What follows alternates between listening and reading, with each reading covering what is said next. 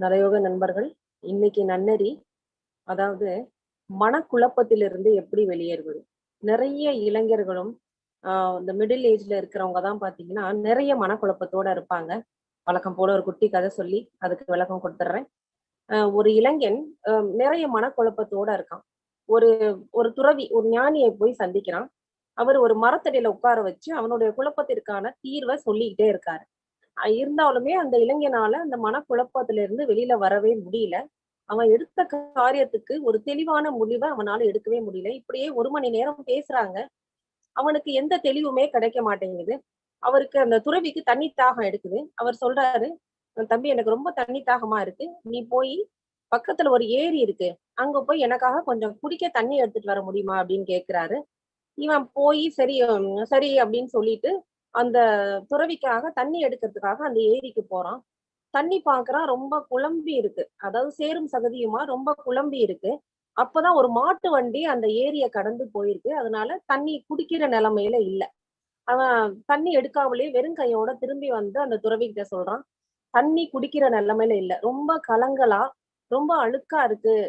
பெரியவரே அது வந்து இப்பதான் ஒரு மாட்டு வண்டி கிராஸ் பண்ணி போயிருக்கு. அதனால தண்ணி குடிக்கிற மாரி இல்ல. ரொம்ப கலங்கிருக்கு.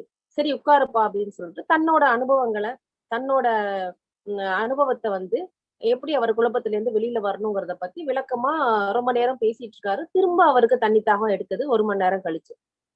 தம்பி எனக்கு திரும்ப தண்ணி தாகம் எடுக்குது. இப்ப போய் அந்த ஏரியில இருந்து தண்ணி எடுத்துட்டு வரவா? பெரியவரே அந்த ஏரியில தண்ணி குடிக்கிற மாரி இல்ல.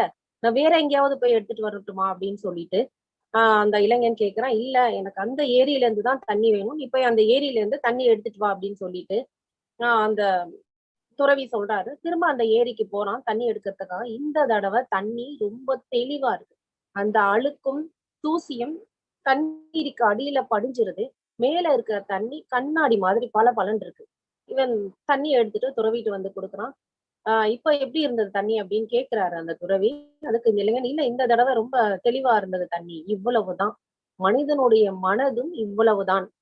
எந்த குழப்பத்திலேயும் நீ எந்த முடிவை எடுத்தாலும் அது தெளிவானதாக இருக்காது. அந்த பிரச்சனைய அப்படியே ஆற போட்டு, மனச அமைதியாக்கி அத விட்டுட்டோம்னா, மனசு தெளிவடைஞ்சிரும். மனசு சுத்தமாயிரும். அதுக்கப்புறம் அந்த குழப்பத்திலிருந்து நீ வெளியில வந்துரலாம் அப்படின்னு சொல்லிட்டு துறவி விளக்கம் கொடுக்கிறார். இத நான் ஏன் இப்படி இப்ப சொல்றேன் அப்படின்னா, நிறைய பேர் நம்மள்ல இப்படித்தானே இருக்கோம்.